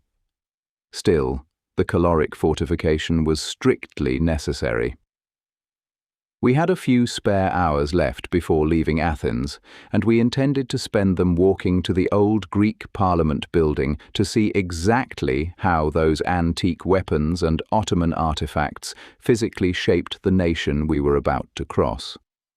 Patriarch Gregory V and Greece's martyr map. Our walk from the Golden Arches concluded at the steps of the National Historical Museum. I approached its entrance with the grave, heavy steps of a man undertaking a monumental quest, or at least the sluggish gait of a man actively digesting a heavily processed cheeseburger. Inside, the halls were packed with antique weaponry, centuries of administrative documents, and an unusually large horde of school children, on a Saturday no less, which assigns a high probability to some sort of mandatory civic field trip. I navigated around them to examine what I can only describe as the most extravagantly ornate printing press ever assembled by mortal hands. It looked capable of producing heavily armed propaganda, and perhaps launching a small naval blockade entirely on its own. The collection functioned as a physical ledger of every empire that spent centuries treating Greece like a strategic buffet. The Venetians, the Byzantines, and the Ottomans all took turns occupying the real estate and leaving behind their armor, until the local populace finally decided to forcefully unsubscribe from foreign administration and reclaim their borders. Proceeding through these rooms, I maintained the hyper-vigilant posture of a specialized scholar on an epic reconnaissance mission, though mostly I was just trying to avoid being trampled by tweens. My grand expedition eventually halted before the archival records of a Greek Orthodox bishop who met a grim end while attempting to shield his congregation. He was martyred for his basic decency, which historically appears to be the standard severance package for being a virtuous person in a heavily contested combat zone. This tragic arc inside the museum was merely the preamble to a much larger confrontation with historical irony waiting a short walk away. We navigated the surrounding city squares until we stood before the striking, solemn statue of a bearded figure gazing out over the modern concrete outside the Athens cathedral. This was Patriarch Gregory V, a man whose life and dramatic deletion from the mortal realm are firmly anchored in the history of the modern state. To grasp the absolute magnitude of his situation, one must dial back the timeline to the spring of 1821. Greece was resting on the razor edge of its War of Independence. As the ecumenical patriarch of Constantinople, Gregory V functioned as the spiritual supreme commander of the Greek Orthodox Church, and in this role he was handed an impossible geopolitical burden. If he blessed the budding rebellion, he risked drawing absolute annihilation and violent empire-wide reprisals upon the millions of Orthodox Christians living quietly in Ottoman territory. Conversely, preaching strict obedience to the empire meant completely ghosting his own people in their most desperate hour of need. Gregory attempted to walk this apocalyptic tightrope with extreme caution. The historical receipts show that his final official edicts actually ordered the Greek populace to remain impeccably loyal to the Ottoman Sultan. He operated as a pragmatic administrator, desperately trying to patch a failing geopolitical dynamic and shield his flock from total destruction, rather than some fiery, sword-wielding iconoclast looking for a glorious fight. However, the Ottoman ruling class did not care about his nuanced diplomatic strategy. As the uprisings triggered a massive systemic collapse across the region, imperial authorities suspected the Patriarch of harboring secret administrative access to the revolt. On April 10, 1821, a date that conveniently aligned with Easter Sunday, the Ottomans delivered a terrifying political reckoning. They equated the rebellion with outright blasphemy, executed Patriarch Gregory V, and left his body suspended for days from the main gate of the Patriarchate in Constantinople, famously known as the Phanar Gate. It was a gruesomely direct piece of messaging engineered to completely shatter the resolve of anyone dreaming of independence. His physical narrative did not terminate at the gate. Greek sailors down from the distant Russian port of Odessa managed to recover his remains. Decades later, once Greece had successfully brute-forced its way to recognized sovereign status, his body was transported to Athens and granted the ultimate hero's burial. Standing there, looking up at his bronze likeness, I absorbed the incredible paradox of his legacy. In the heavily curated national memory, he is celebrated as a glorious, uncompromising martyr to the revolutionary cause. Yet the organic reality was of a man crushed by the weight of agonizing compromises. a hesitant peacemaker forced onto a pedestal of uncompromising resistance simply because the empire decided to hang him anyway. Mount Athos, Times Cliffside Commonwealth. I have always been told not to put all my eggs in one basket, which is, frankly, terrible advice if I am trying to consolidate those eggs for a rapid tactical retreat, a maneuver the Greek Orthodox Church perfected centuries ago. While Patriarch Gregory V had remained tethered to the imperial center in Constantinople, others managed to escape the crosshairs entirely. High up on the rugged cliffs of a secluded peninsula in northern Greece, 20 ancient monasteries cling to the steep rock faces above the crashing waves of the Aegean Sea. This is Mount Athos, an autonomous monastic commonwealth that has spent more than 1,000 years operating under its own ancient laws, traditions, and daily routines. Often called the Agion Oros, or the Holy Mountain, this unique strip of land operates as a medieval remnant where the Byzantine administrative world never truly ended. It is protected by Article 105 of the Greek Constitution and officially recognized as a self-governing regime even within the modern legal framework of the European Union. For a traveler wishing to cross this sacred threshold, the journey is defined by strict rules and ancient protocols. Entry is tightly managed, and visitors must first navigate a careful permitting system run by the Pilgrims Bureau in Thessaloniki and Auranoupoli. Every pilgrim must obtain a special limited entry permit called a diamanitirion. The daily quotas are famously small. Only about 100 Orthodox pilgrims and 10 non-Orthodox visitors are allowed onto the peninsula each day, though individual monasteries can occasionally bypass these limits by issuing private invitations. Because demand is incredibly high, non-Orthodox visitors must often apply up to 6 months in advance. In recent years, authorities have tightened limits even further, capping foreign non-Greek pilgrims to around 300 per month. Securing this paperwork requires the sort of bureaucratic perseverance usually reserved for actual canonization. One might expect a profound ideological clash between the ascetic detachment of monks who spend their entire lives silently contemplating eternity, and the frantic anxiety of modern tourists who undergo extreme physiological distress if they lose cellular reception for 12 minutes. Yet the monastic border control handles the daily influx with cold, efficient precision. Once the physical permit is collected in person at the gateway town of Auranoupoli, the only way forward is by water. As the ferry glides past the dramatic coastline, the visual markers of the 21st century vanish. The boat stops at the main pier of Daphne, where Greek police and monastic checkpoints verify every traveler's papers. From there, a dusty bus carries travelers up to Karius, the small, quiet capital of the Commonwealth. Karius is where the Holy Community, a governing council made up of elected representatives from each of the 20 ruling monasteries, meets to run the daily affairs of the peninsula.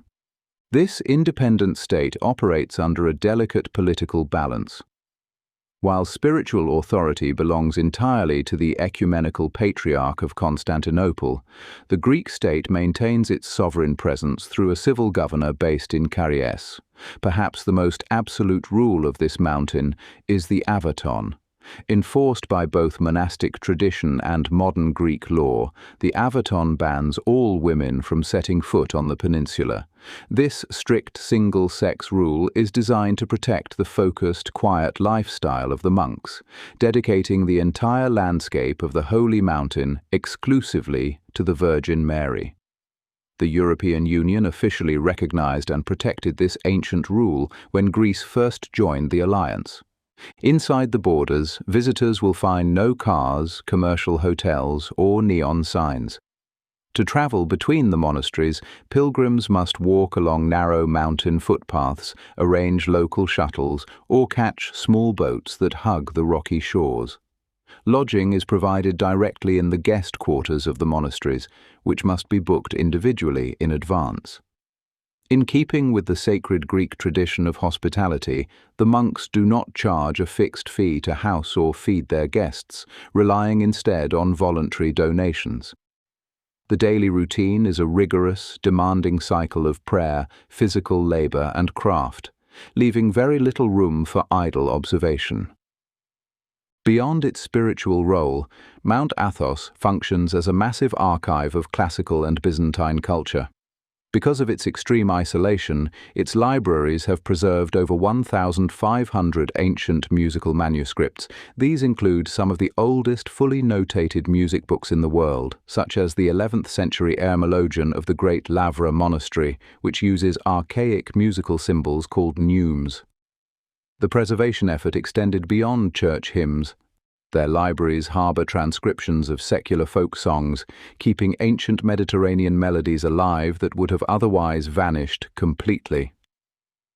Athos is also a world-renowned school for traditional Byzantine iconography. The historic Prototon Church in Karies features beautiful frescoes painted by Manuel Panselinos in the 13th or 14th century. His distinct style still provides a blueprint for modern icon painters across the globe. Maintaining this ancient way of life on a rugged peninsula is an expensive and fragile undertaking. Historically, the monasteries survived on income from their private farming estates, known as metochia, alongside direct donations. Today, the Greek state and the European Union provide essential restoration funds, including a major €100 million infrastructure pledge from Athens to support the monasteries through 2030. This financial support has become more urgent than ever. In June 2025, a series of earthquakes shook the region, causing serious structural damage to several historic monastic buildings and putting their delicate, centuries-old frescoes at immediate risk. Monastic planners and conservation teams have had to work quickly to reinforce the stone domes and protect their priceless art. The shifting tectonic plates beneath the Aegean represent a merciless geological threat, a grinding subterranean engine of destruction perfectly capable of collapsing historic domes, wiping out centuries of delicate artwork in seconds and reducing an entire holy mountain to scattered gravel. But on the other hand, it does force everyone to keep their masonry skills exceptionally sharp. That identical instinct for structural survival, the ability to fortify a position and weather catastrophic external pressure, was precisely what the rest of the Greek mainland desperately needed back in the autumn of 1821. While the monks of Athos remained insulated behind their geographic walls, the rebellion in the Peloponnese had to carve its sanctuaries out of Ottoman territory by force, breaking imperial control one captured fortress at a time. Navarino beckons, Greece burns toward freedom. In the autumn of 1821, just months after the horrific public execution of the Patriarch in Constantinople, the uprising on the mainland gained a fierce, uncoordinated momentum. Commander Theodoros Kolokotronis intuitively grasped the logistical reality of the Peloponnese, recognizing that isolated raids would never dismantle an entrenched state apparatus. In September of that year, he led his insurgent forces to capture the regional hub of Tripolitsa. Taking the city, completely shattered Ottoman administrative control over the territory and bestowed upon the Greek rebels a massive, fortified foothold. To a historian, it was a rigorous exercise in asymmetrical pressure, executing a maneuver much like a congregation silently seizing the collection plate the moment the bishop looks away. Looking out toward the Aegean Sea, the maritime sector offered a far bleaker narrative arc. In the spring of 1822, the Ottoman Empire struck back with a horrific massacre on the island of Chios. The ensuing atrocities functioned as a highly visible diplomatic disaster for the empire, sending immediate shockwaves across Europe and America, where genteel classical nostalgia instantly radicalized into a zealous humanitarian crusade. Yet back on the mainland, the Greek fighters maintained a lethal grit. At the Battle of Dervenakia in August 1822, outnumbered insurgents utilized the jagged terrain to thoroughly outmaneuver a massive Ottoman Egyptian column, forcing an embarrassing surrender. The tactical advantage clearly favored whoever controlled the limestone ridges. Naturally. Because ideological unity is a fleeting illusion, the rebellion immediately began dismantling its own momentum. From 1823 to 1825, the socio-political discourse devolved into a sequence of bitter civil wars among rival Greek warlords and politicians, men who aggressively squandered precious funds and human capital over factional disputes, while the enemy methodically regrouped. Into this chaotic organizational vacuum stepped Lord Byron, who arrived in an attempt to unite the violently squabbling factions and keep the independence movement solvent. His physical presence lent the fracturing cause a rare unifying figurehead, however brief his tenure. His martyrdom shortly afterward ensured that vital international donations kept flowing directly to the Greek forces, even as their internal cohesion crumbled. The Greeks desperately required that foreign liquidity, primarily because the Ottoman Sultan had just summoned terrifying nautical reinforcements. In 1825, a formidable Egyptian fleet commanded by Ibrahim Pasha disembarked in the Peloponnese, pushing the exhausted insurgency to the absolute brink of total collapse. The smell of sulfur and genuine panic saturated the air. This desperation achieved a catastrophic apex in 1826 at Missolonghi. Starving and entirely surrounded, the desperate citizens attempted a tragic mass breakout recognized by history as the Exodus. It was a heartbreaking military failure that simultaneously operated as a sweeping triumph for international sympathy, instantly generating a powerful national myth of ultimate sacrifice. By 1827, this relentless accumulation of bloodshed, combined with the passionate geopolitical outcry from global artists and ordinary citizens, forced the exceedingly reluctant hands of European politicians.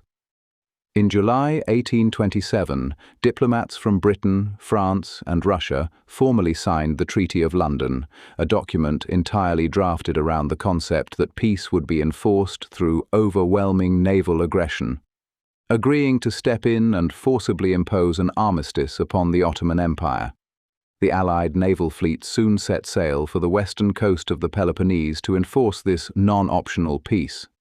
Lord Byron, occupying an enviable new administrative reality from beyond the grave, discovered that an agonizing, publicly unglamorous death from mud-soaked fever had transformed his name into a martyred standard that no living general could match, granting him a posthumous political authority more commanding than any he had wielded while alive.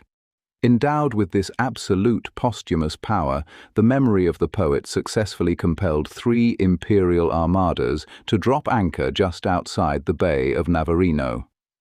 They were perfectly positioned for an unalterable collision. Pylos, where sails sealed Greek freedom. Modern maps call this place Pylos, but I prefer its older name, Navarino Bay. On October 20th, 1827, that natural harbour became a cauldron of maritime violence. Realizing they actually had to enforce the treaty they had just signed, the Allied Armada sailed straight into the bay to physically enforce the paperwork. This combined fleet was commanded by British Admiral Edward Codrington, alongside French Admiral Henri de Rigny and Russian Admiral Lodewijk van Heyden. Inside the fortified basin, Ibrahim Pasha's massive Ottoman, Egyptian, and Tunisian fleet waited. They were parked in a deadly 3-line horseshoe formation, flanked by menacing fireships and backed by enormous shore guns, which is exactly the sort of tactical trap that a sensible commander avoids, much like a skeptical Trojan refusing to open his gates to a suspiciously large wooden horse. The Allied ships sailed directly into this crossfire. They operated under strict, ironically tragic rules of engagement to never fire unless fired upon. Codrington wanted to intimidate the Ottoman forces into a ceasefire without actually starting a war. employing the logic of a heavily armored crusader attending a peace parley simply to breathe loudly in the background. The tension was atmospheric. The two colossal fleets sat at point-blank pistol range, staring at each other. The fragile peace shattered when an Ottoman vessel fired upon a small British message boat, sparking a catastrophic chain reaction. A fireship was quickly lit, nearly destroying the French ship Scipion in the opening minutes. The entire bay erupted into sweeping chaos. What followed was a highly non-consensual 4-hour nightmare of close-range gunnery. The Allied fleet brought roughly 1,200 guns to the fight, heavily outnumbered by the Ottoman-Egyptian arsenal of over 2,000 cannons. Despite the math, the superior training, sophisticated tactics, and intense coordination of the British, French, and Russian sailors completely overpowered their opponents. Historians frequently log this clash as the final major naval battle in human history fought exclusively with sailing ships. When the smoke evaporated, the Allied forces had lost 0 ships and suffered only light casualties, a statistical rarity in 19th-century warfare. The Ottoman-Egyptian fleet, conversely, was entirely deleted. Over 60 of their vessels burned or sank to the bottom of the basin. The water was so violently choked with wreckage that sailors later reported the sunken masts protruding from the deep looked exactly like a submerged forest, an eerie, petrified wood of imperial defeat. Dive sites scattered across the bay still hold the decaying ribs of those vessels today. This mathematically improbable victory permanently severed the seaborne supply lines to the Peloponnese, blocked the total collapse of the Greek cause, and forced the Ottomans to the negotiating table. Admiral Codrington, however, found himself in a rather awkward professional position. He had completely obliterated a foreign fleet without a formal declaration of war. Instead of showering him in medals, the British government grew deeply tired of a flag officer who ignored parliamentary nuance, who escalated slight treaty infractions into overwhelming ballistic events, who treated extremely explicit rules of engagement as polite suggestions, and who, reportedly, insisted on wearing a wildly inappropriate amount of gold-braided bullion to breakfast. The Admiralty promptly recalled him to London. They assigned the absolute victor of the Greek Revolution to command a perfectly quiet, utterly irrelevant training squadron in the English Channel, leaving the messy business of actually drawing a new map to the European diplomats. When London drew Greece and crowned Otto. With the Ottoman fleet now functioning as an artificial reef at Navarino, the European powers finally shifted their attention from bloody naval engagements to the polished mahogany tables of high diplomacy. Their final answer, delivered on February 3, 1830, was the London Protocol, which officially recognized Greece as a fully sovereign state. The diplomatic audit trail confirmed a historical first, proving the Greeks had successfully become the absolute primary subject people to break entirely free from the reigning Ottoman apparatus. Initially, these diplomats drew the borders with extreme geographical stinginess. The map established a strict frontier from the Aspropotomos River in the west to the Spercheios River in the east. This tightly locked zone safely enclosed the Peloponnese and the Cyclades Islands, but it completely ignored places like Crete and most of Epirus, leaving them firmly under Ottoman control. Realizing this new country needed a significantly larger footprint just to sustain a basic agricultural economy, the great powers convened again at the London Conference in May 1832. They synthesized a more generous northern frontier along the Arta Volos line, officially folding Acarnania, Aetolia, and the southern edge of Thessaly into the new nation.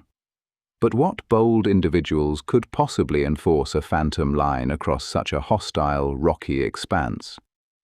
To translate these desk-drawn concepts into physical reality, an international boundary commission of British, French, Russian, and Ottoman engineers spent 1832 and 1833 on a grueling trek across the wild valleys of Greece, forced to physically walk the terrain to survey and mark the frontiers by hand, presumably hammering stakes into the dirt to prove a geopolitical point to local shepherds who could not possibly have cared less.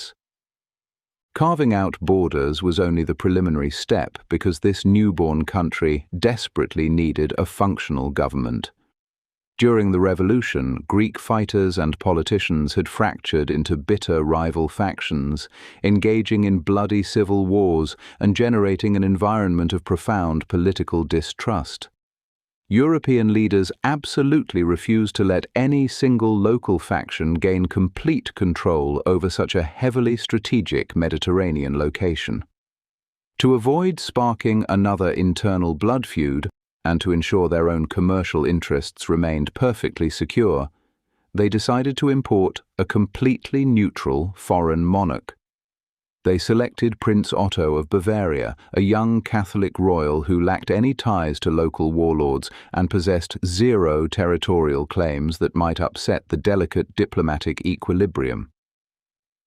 In early 1833, the teenage King Otto sailed into the sun-drenched, picturesque port of Nafplio to claim his grand architectural prize. Because he was a minor, he did not rule alone at first.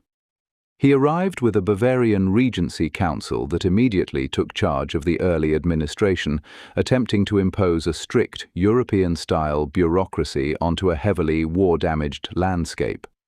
To navigate the diplomatic fallout and avoid angering the neighboring Ottoman Empire regarding the Greek-speaking people still living outside the new borders, Otto deliberately took the highly specific title King of Greece rather than King of the Hellenes. It was a cautious legal distinction for a fragile state operating under massive foreign loans, a precarious financial reality that would soon force the Greek government into awkward, desperate maneuvers just to keep its powerful European creditors from using their formidable navies to collect the debt. Don Pacifico and Palmerston's gunboat gospel. It did not take long for those European navies to arrive, though the inciting incident involved less high finance and more localized property damage. By the spring of 1847, the fledgling kingdom was operating in a state of chronic financial panic, having long since burned through a major 1833 loan guaranteed by Britain, France, and Russia. The French branch of the Rothschild banking family had acted as the primary financial life support. Greece, however, had struggled to keep up with payments and formally defaulted in 1843, leaving government ministers neurotically sensitive to the mood swings of anyone holding their mortgage. During Orthodox Holy Week in April 1847, a prominent member of the Rothschild family, often identified as James Meyer de Rothschild, arrived in Athens to discuss renegotiating these essential loan terms.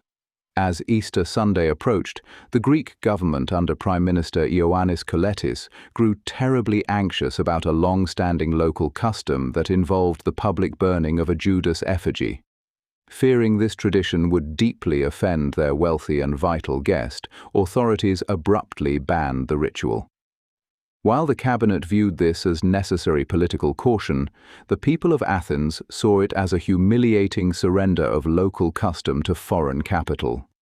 The crowd's frustration quickly morphed into dangerous rumors, because angry mobs are notoriously bad at passing macroeconomic policy, with whispers spreading that a local Jewish resident had actually bribed church wardens and police to stop the burning. The mob turned its fury on David Don Pacifico.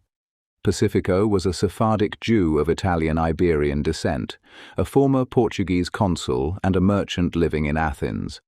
Importantly, because he happened to be born in Gibraltar, he was legally a British subject. On Easter, the angry crowd swarmed his home in the Ferry neighborhood, completely ransacking the house and destroying his property while the local police reportedly just stood by and watched the demolition. Witness accounts even claimed that the sons of the Greek Minister of War were among the mob, enthusiastically participating in the destruction. When the dust finally settled, Pacifico compiled a massive, highly itemized list of his losses. This inventory included personal property as well as valuable documents tied to a completely separate financial claim he had pending in Portugal. Compiling spreadsheets of theoretical lost wealth immediately after a riot is a specific kind of mercantile optimism. When the Greek government dragged its feet on writing a check, Pacifico appealed directly to the British government for protection.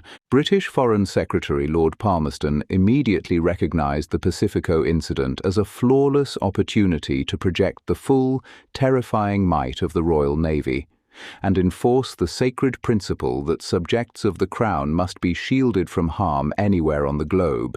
He was absolutely thrilled to deploy a fleet of warships to avenge a wrecked sofa. However, Palmerston knew that blockading a sovereign nation over one merchant's living room might seem slightly excessive to the international community. To strengthen his case, the British government bundled Pacifico's demands with a grab bag of other unresolved grievances. This package of claims included compensation for robbed British ships, minor border disputes involving the British-controlled Ionian Islands, and a land complaint from a Scottish historian named George Finlay, whose property had been absorbed into the Greek royal garden without proper payment, an urban planning oversight that rarely warrants naval bombardment. In January 1850, Admiral Sir William Parker arrived off the coast of Greece with the British fleet and delivered a strict 24-hour ultimatum to the Greek government. When Athens failed to meet the demands, the British initiated a friendly naval chokehold, officially termed a Pacific blockade, on Piraeus and other key ports. They detained Greek government vessels to paralyze the nation's commerce. The blockade caused an immediate international uproar. France and Russia, who along with Britain were the official protecting powers of Greece, protested furiously against the bullying of a small, vulnerable kingdom. In London, the blockade fiercely divided the government, leading to a motion of censure against Palmerston in the House of Lords. To save his career and his foreign policy, Palmerston stood before the House of Commons in June 1850 and delivered a legendary 4-hour speech. He invoked the ancient concept of civis Romanus sum, or I am a Roman citizen.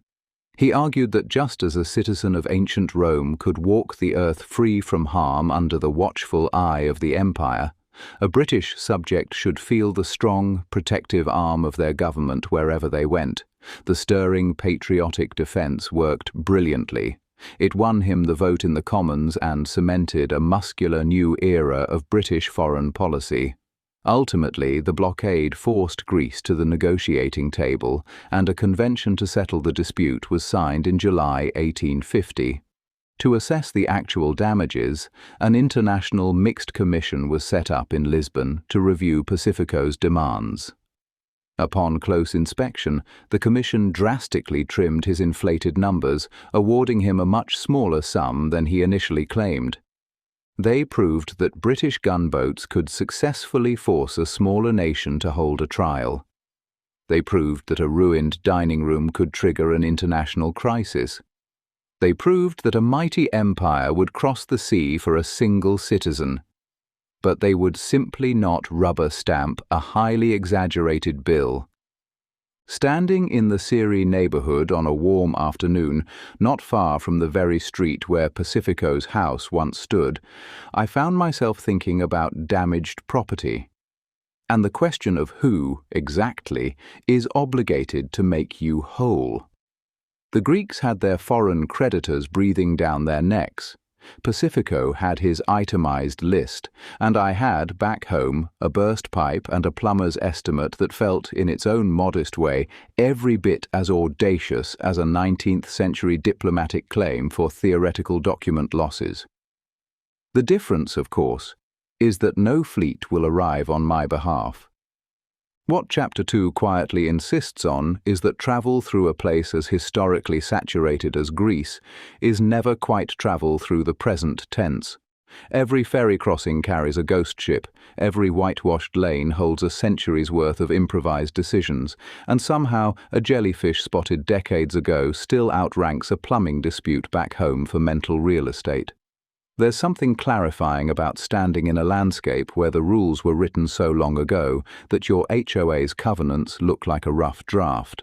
The wry comfort is this: if Athens could survive plague, occupation, and Otto, the leaking pipe will probably sort itself out. In Chapter 3, that same Athens becomes the staging ground for something bigger, where democracy, philosophy, and a catastrophic plague begin to pull the city in directions no one planned, and the question worth sitting with is whether confidence and catastrophe have always traveled together this closely.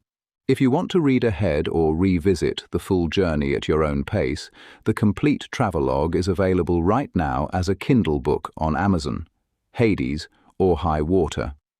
And if you want to come behind the scenes and get bonus content, you can join the community on Patreon. Until next time, this has been The Rise the Limit.